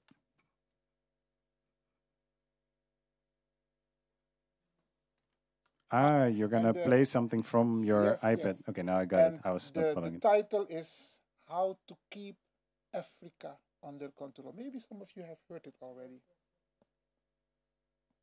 If you wanted to stop Africa from becoming a superpower, you wouldn't have to invent a new strategy. The blueprint has already been written, tested, and perfected over centuries. You'd start by making sure Africa never unites. The easiest way to do that is by keeping people divided along ethnic, tribal, and religious lines. If they ever start working together, remind them of past grievances. Stoke old wounds, fund separatist movements, keep border disputes unresolved. Make sure every time they take one step forward, they take 2 steps back because they're too busy fighting each other. You'd install leaders who serve foreign interests, not their people. Find the most corrupt, the most easily manipulated, the ones who crave wealth and status more than progress. Offer them power in exchange for loyalty. If a leader rises who actually cares about Africa, get rid of them. Assassinate them if necessary. But if that's too messy, just destabilize their government and back a coup. If they talk about nationalizing resources, make an example out of them. If they try to unite Africa, take them out before the idea spreads. You'd keep Africa economically weak by making sure it never industrializes. Let them export raw materials, but never process them themselves. Control the mines, the oil fields, the rare earth minerals. Keep them selling cheap and buying expensive. If a country tries to break free and build its own industries, sabotage it. Place sanctions, destabilize its currency, fund local opposition, crash its economy. If that doesn't work, orchestrate a civil war. People can't build when they're too busy trying to survive. You'd make sure their education system produces workers, not innovators. Teach them history that glorifies their oppressors. Make them think their cultures are primitive. Their ancestors were savages. Their future depends on foreign approval. Train them to memorize, not to think critically. Keep their best and brightest looking overseas for opportunities. Make them dream of escaping Africa rather than fixing it. Offer scholarships that take their top minds to the West and never encourage them to return. Let the continent keep training doctors and engineers only for them to go enrich other nations. You'd control their narratives. Own their media, control their stories, dictate their image to the world. Make them believe they are corrupt, hopeless, eternally in crisis. Flood their screens with poverty porn and war zones. Show them charity ads that make them believe they are helpless without foreign aid. Downplay their successes. Twist their victories into isolated incidents. If an African country develops a groundbreaking innovation, credit a foreign investor. If an African leader implements a successful policy, frame it as an anomaly rather than proof of competence. You'd make sure they remain dependent. Drown them in debt. Offer loans with impossible conditions. Force them to privatize everything so foreign corporations own their water, their electricity, their land. When they struggle, give them just enough aid to keep them alive, but never enough to make them self-sufficient. Use charities to create a culture of reliance rather than resilience. Make them think foreign intervention is necessary, that they can't solve their own problems, that they always need help from the outside. You'd suppress their military strength. Keep their armies weak, their defense industries non-existent. Sell them weapons to fight each other, but never let them develop high-tech military technology. If a country tries to build a strong defense system, accuse them of being a threat to stability. Make sure they always need foreign peacekeepers, foreign military bases, foreign advisors controlling their security. Keep them vulnerable to invasion, coups, and foreign interference. The formula is simple. Divide, corrupt, exploit, miseducate, control. Keep them fighting each other. Keep them looking outside for solutions. Keep them poor, dependent, insecure. Make sure every attempt to break free is met with resistance so strong that the next generation thinks twice before trying again. This isn't a theory. It's history. The real question isn't how to stop Africa from becoming a superpower. It's how Africa can break the cycle despite every effort to keep it down. I think that was a good summary of our conversation. So thank you for sharing. I'm going to broadcast this on my radio. My radio is also connected in this building, Salto. Mm-hmm. Every Wednesday, Friday, and Sunday, I'm broadcasting Radio de Leon. And I was thinking, because there are a lot of things we as African people were not allowed to do. Let's say the African who parents, great-great-parents were enslaved. We were not supposed to read, not supposed to write. We were not supposed to speak our own language. Yeah, you're talking about the policies in the colonies during slavery. And now we are reading. Mm-hmm. And what the West did, they wrote everything they have done with us. Yeah, they wrote in the everything. archives. Yeah. Even this, what they are talking now. Even this, what they are saying now on this audio tape. They didn't know that we should hear this because these are onderlinge gesprekken. Conversations amongst yourself. Yeah, conversation among each other. Each other, yeah. They didn't realize that we should hear this. Mm-hmm. But now we are conscious. Let's say the people from Africa in you the built diaspora. your own infrastructure, yes. own education. We need to spread the message about the value of ourselves, of Africa.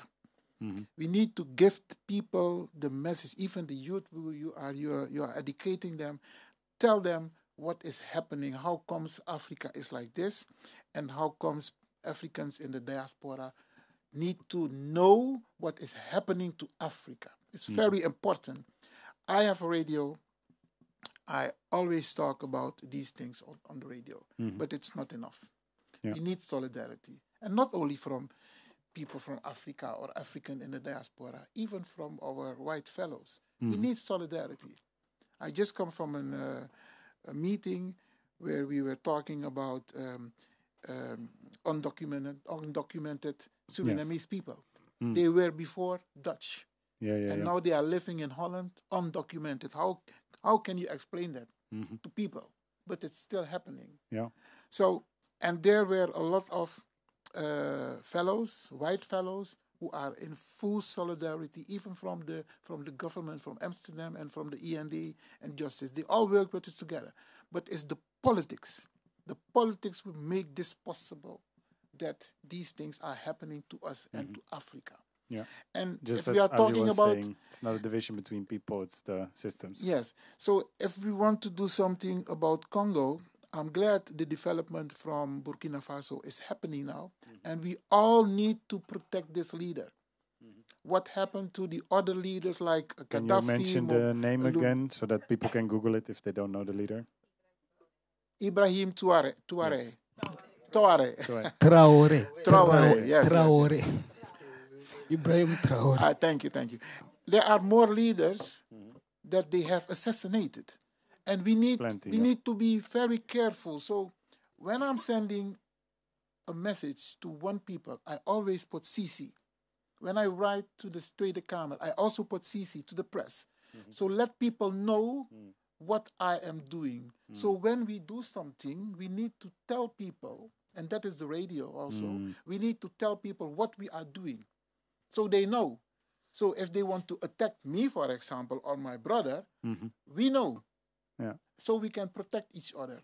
And I think it's also smart, the CC, in the sense that with our current politics, it's very, I mean, it was already conservative, but now it's even to the extreme, or more transparent maybe.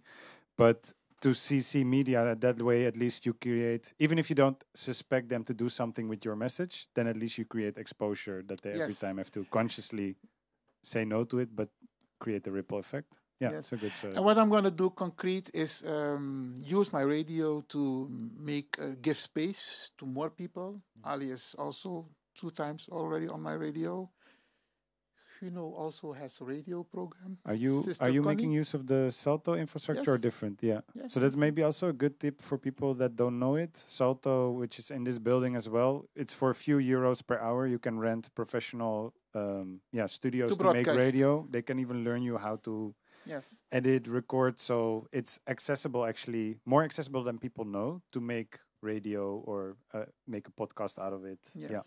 And I'm sitting here also with the director from the building in which I am broadcasting. I'm using Salto network, but my studio is at the building from the director. He's sitting right here, Mr. Leslie Hellings. And from there on, we invite a lot of people to come and talk about consciousness. So what I'm going to do concrete is give more people space to send the message, and then we can use it on social media. Because when we try to get on national TV, they always going to look on Google, who is that person? And if they go behind my name, they say, that one we don't want. Yeah. Yeah. Too conscious. But that's why, too conscious. Because I know what I'm saying. Even when I talk to the police, I always tell the police, I want to ask you something. Just think what you are going to say to me before you say something. Then you see that they get a little scared because I know my rights. But a lot of people, also the youth, they don't know their rights when police is talking to them. Tomorrow I have someone from the police in my program, and he is teaching the youth how to react when you talk to the police. So when it's about Congo, we need to give the people the information because people don't know what is happening in Africa. The media here is showing what is in their benefit, just like we hear. Keep Africa poor. They must not develop themselves. So when you are talking to people, they say, Africa poor people, we need to help them. But they are not showing that the material we use in our telephone and in our iPads, for example, a boy from 6 years is working in the mines. That's why making it possible that they can use a mobile telephone. They're not showing those things. So we have a lot of work to do. And I'm glad we here and maybe more people are aware of that we must not sit still. I always say, because of my ancestors, they were not slaves, they were fighters. And because they fought, we are physically free, but we are not mentally free. So we must go on with the fight. We are in the diaspora. We have more opportunities to do something for Africa. Some people say, I'm not an African, but you look like an African. So you mean they create a distance because of the negative portrayal of Africa that they... Yes, because what the West have learned them to have a distance with Africa.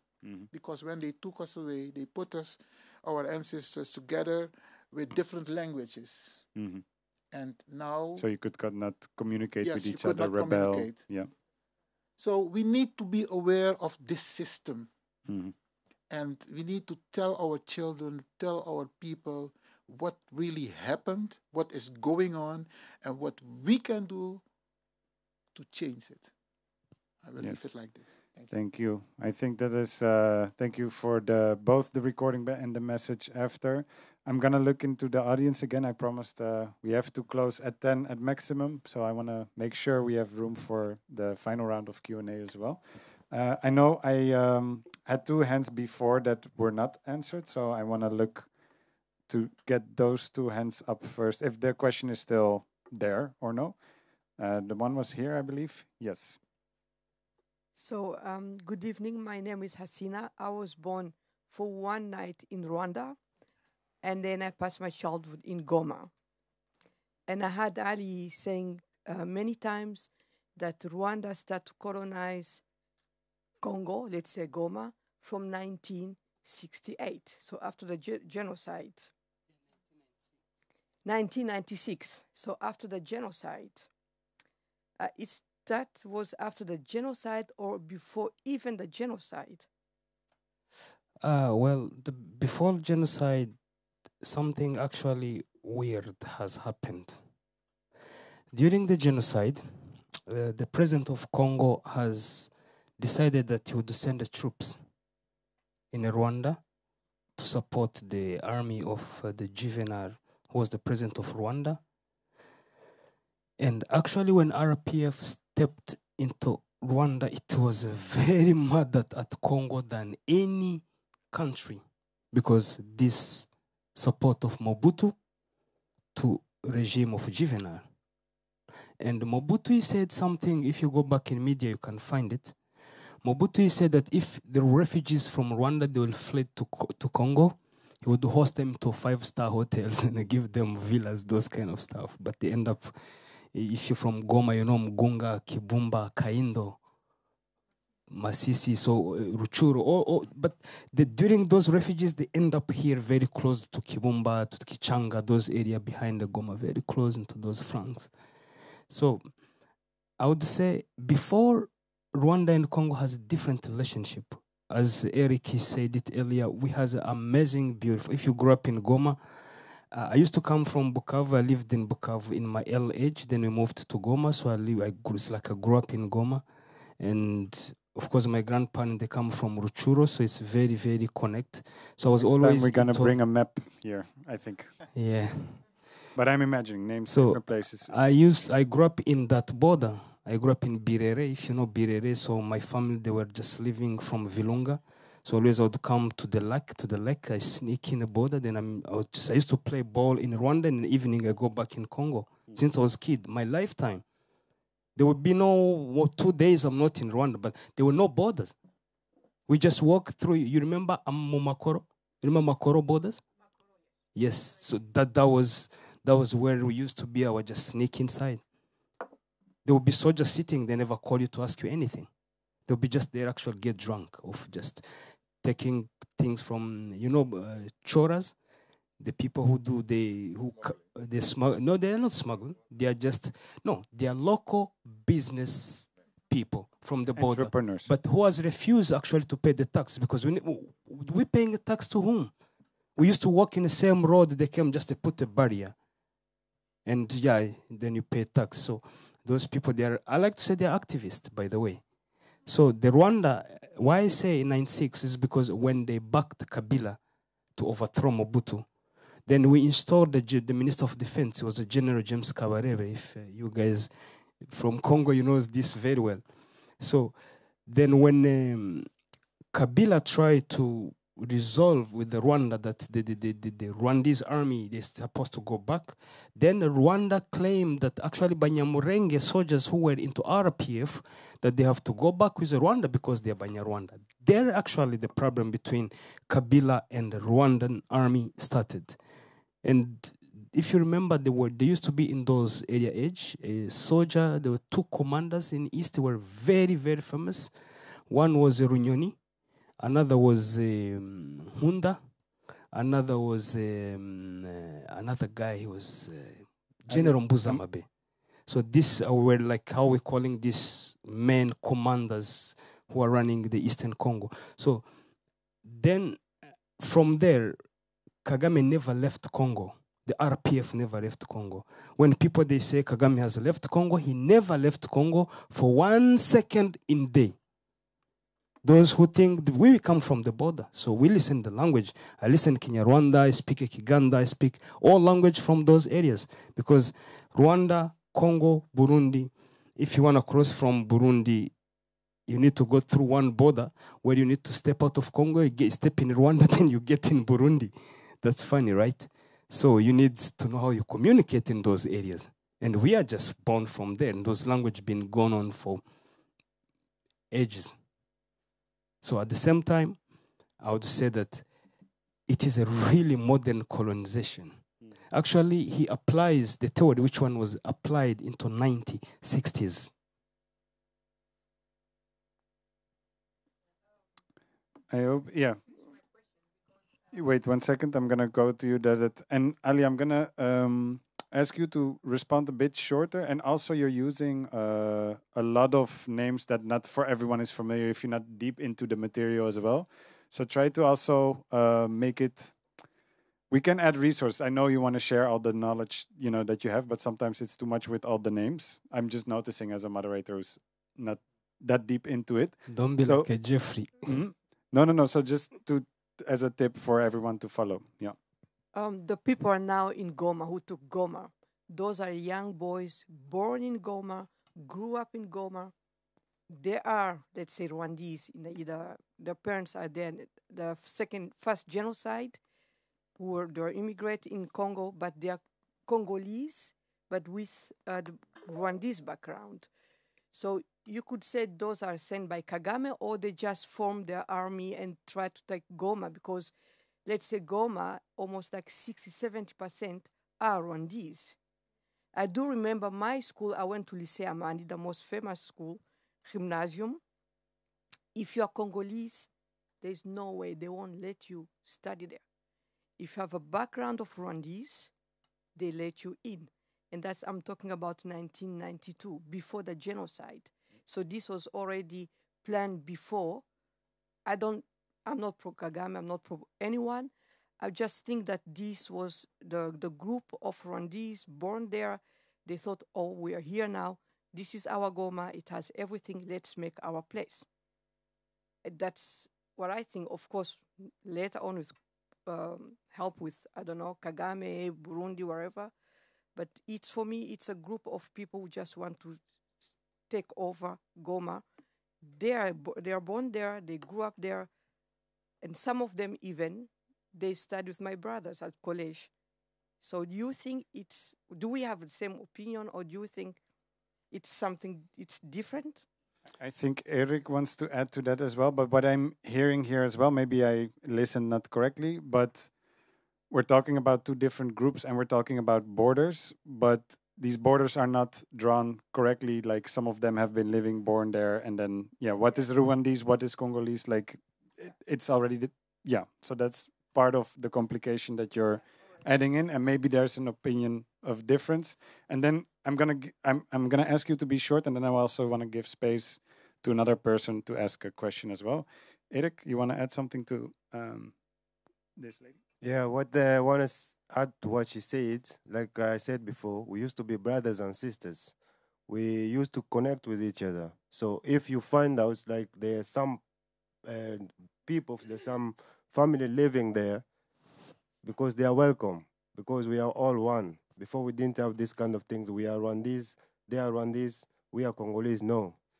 It starts when these boys, they start killing Congolese. It's when we are starting now realizing they think different than we. They think we are not the same. It's when they start fighting about the ground which is not for their ancestors. I mean, if you come in the Netherlands, you are welcome, but you cannot claim the land of the Netherlands. The land of the Netherlands belongs to the Netherlanders. I'm welcome here as a person, but as far as I'm gonna claim like Zeeland is for me, or Zeeland is mine, there are people gonna think, we as Dutch people gonna think, so what we have, what is for us? The land belongs always to the people who have been there for a long time. And if we live as brothers and sisters, it doesn't mean you have to kill one another so that you will get the land. It doesn't make sense on that. Thank you. I think that's clear, and I want to give room to another question. And it's okay, we can continue the conversation after the program downstairs as well, because I know, also to be honest, we're not going to discuss and solve everything within the 2 hours that we have. You two want to give a short response? What is there? Yeah, add something, and then I'm going to do one final question, and then we have to wrap up. Yeah, because Ali mentioned the example for the telephone. At this moment, the Dutch are thinking that the Dutch government that no company must take oil and gas from Russia. So it is possible to have a national action, actie. Action, yeah. Action, yes. If we want to do something about consciousness, and then I'm talking about consciousness with the youth about the telephone, because the youth, they all want to have the most, the Advanced latest camera, whatever yes. it is. Yeah. So I think we need to study more about this to let people know that there are children working there, and you use your telephone and think about it. It's a child who made it possible that you can use your telephone. So I think it's a very good idea Ali mentioned, that we should think about and that we have a strategy about this. Maybe we can ask the government to, if they really mean to do something about Congo, that they could have an action like this, just like they are taking now about Russia, about oil and gas. This can be a very good example also. That's what I wanted to add. And if they don't do it, CC media. Yeah. So I have one question for the audience. How many of y'all know someone from the eastern part of Congo? 3, 4, 5, 6, 7 hands. No, 6. 6? She's from east. Oh, okay, yes. Okay, then we 6. Yeah, so East or west? East. He's from the east. All right, but you asked the question. That's Why? right. You asked this question for a reason. Yeah, for a reason, because like you see, more than 80% of the audience don't know, Have never met. have never met someone from the eastern part of the Congo. So this is a unique situation right here. Yeah, you have been able to listen. It's a super unique situation, and we need to give these people from the east more audience, more public, more speaking time, because we see Ali can speak for the whole day because he have experienced 3 this. days, I think, Ali. You know, because he have experienced this, and we really need to and we really need to take him more and more serious, because those two guys are one of the speakers from the eastern part of the Congo here in the Netherlands. We don't have many of them. So for me, it's hard to see that people don't contact them, ask them for shows, ask them for programs, want to work with them. I think we need more of that, because we see many Congolese people talking. But how about them? How about the real victims, you know? We need to invest more time on these guys and need to give them podium. We also facilities. Yeah, we also do a podcast now with Hip Hop Core, Free Congo X Hip Hop Core. Check that podcast, because he's giving so much insight. It's a podcast from 2 hours long, so Ali talking 2 hours about the situation. Yeah, well, multiple episodes. So just check it and learn from really people that have experienced this, more than politicians and people that know someone that knows someone that knows someone, you know. That's going to elevate us and give us more connection, you know, with the situation. Thank you. We are past time, so I can only give like one person a question. I'm gonna give you, because I know I skipped you before as well, and that is gonna be the final question for the evening. 1 second.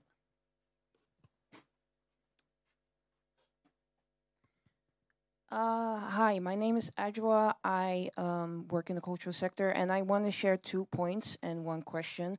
The first point that I wanted to share was actually something that happened in the first half of the conversation, whereby one of the presenters was talking about mining, and then it was interrupted by people who were sitting next to me, and they were interrupting it with laughing. So what that means for me is that I don't know whether the fact or assumption that Chinese are responsible for earning and at least processing the resources that are mined from there, or that there might be a more known secret that they might know, that's why they were maybe laughing about what was being said. So we really need to be aware of that. We are in the Netherlands, and the Netherlands also makes a profit out of this genocide. And sometimes it might be people around us. We don't know. Maybe we do. That's my first point. The second point that I would like to add is, yes, we are definitely living in a now very open, source-minded way of seeing Ibrahim Traoré as a revolutionary leader, but we must be careful of only symbolizing him alone, because singling him out makes him a target more. So we should definitely focus on other movements that are also going on, so that we can become more of a united source, instead of just focusing on one. I wouldn't say deified, but like like overly glorified. I wouldn't say that Ibn Traoré is bad. Definitely, we need voices like him. But there's also Assimi Goita and the other person from Niger that whose name is too long to remember. And here's my question: how can we, as a diaspora, just connect more? Because we are the ones that are living in the continent that is mostly profiting of the war, the genocide, and such. And how can we just amplify these voices of the refugees? For instance, I'm also African. I'm from Ghana, to be exact. But like one of the refugees who have actually seen it, so that we are made more aware of it. Like, are there strategies? Are there any foundations that we can work with, so that we can enact more of what we know, instead of just talking it with each other? All right. I think it's a good final question as well, because it's a call to action as well. Well, thank you so much. And thank you for mentioning that, how you experienced the panel, that people are laughing. Yeah, sometime you will experience it sometime more. And it always tells you who are people sitting around you. So for me, it is always actually good to see it. I love it. I've been sitting in front of such beautiful eyes, more than like this, for long. So it's a very good experience. And how can we connect? That's very, very, and especially people who are in diaspora.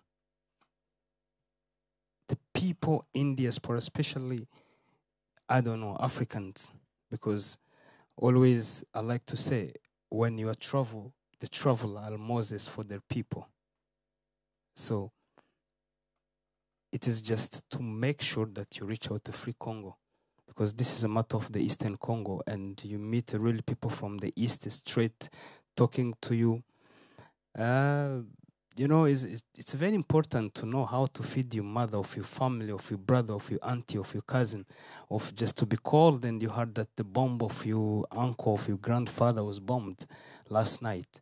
And then you look into that person's eyes and he tell you really what is going on in Eastern Congo. So we are calling for the global support for the Eastern Congo, because the brother Iwan have said something very, very, very recent, very soon. He said a while ago, he said about how information are being taught outside there. So in meanwhile, Congolese people are busy, and other people to not start the podcast. No, and other people are busy as well. But the criticism are, how do we get the lack of the leadership? And we came to notice that we people from Congo, when you look what the politicians who represent, actually who's supposed to represent the Congolese people, especially from the East, they are not, of course, they are saying things which one are important for our country, but what we are missing is the people who are speaking of our people. People are talking about materials from the East. If you look, there was a debate into the camera. When you see the politician, they will start the talk. It was not really. I was not happy, especially at the Congolese person who was there present, who was supposed to represent the Congolese people. I was not really happy to see such really speech. So that's why we're calling more about just diaspora. We believe that, like in the Netherlands, we have very small group of Congolese people here. But we doesn't believe in majority. We know that you can have ton of weight but never make a beautiful taste alcohol. So we believe that in the quality of people. So we are really, really asking every single person in diaspora to reach us out, to and connect. Where can they find you? Free Congo. Via Instagram. freecongo.now. Yeah. On Instagram. So whenever you just contact us, just we'll reach you out and we'll connect, because we have a very long agenda. We don't tell our agenda publicly. We don't know whom and Ali is trust always accordingly busy, so to if how you're our country is organizer, going. help So him out. and we are inside in Africa in here, so we don't want to risk ourselves. So we don't ever tell our agenda. Always just you will see surprise actions happening. But I will give you one. 30 June is independence of Congo. And we want to have a really big march, because on that day we have a very big surprise, and you guys will love it. Seriously. Right, Don't miss so that day. That's one. 30 of June. Put the 30th of June in the agenda. Follow Save the freecongo.nl. date. You have one? Yes, sure. Yeah. I want to ask But in the microphone. Oh, sorry. Yes. I want to ask everyone, do you know what is the topic of this gathering here? You remember? What's it? Tears of the Eastern Congo. Tears of Congo. So I want to leave you with this to take with you. What do you do with tears? When your child maybe cry, you want to comfort her or him, you wipe the tears, right? You want them to dry. So we have now a very big task to help to dry the tears of Congo, but especially of the children. Thank you. Thank you. Yes. I think these are beautiful words to be left with, and it's also a circle to come back to the title of the event, Tears of the Eastern Congo. I'm going to thank everyone, and for practical, you can also keep an eye on the agenda of Pakhuis de Zwijger for follow-up events, as well as the Free Congo NL. And you can also come to Ali if you want to donate or support the event and the work that they're doing. Come to them. So thank you all, and also for those of on YouTube watching. Please share this video so other people can know more, and Google if something went too fast. That's the way you learn, so you can catch up on the information. Thank you all for coming as well, and thank you all the speakers. Give one final applause for all the speakers.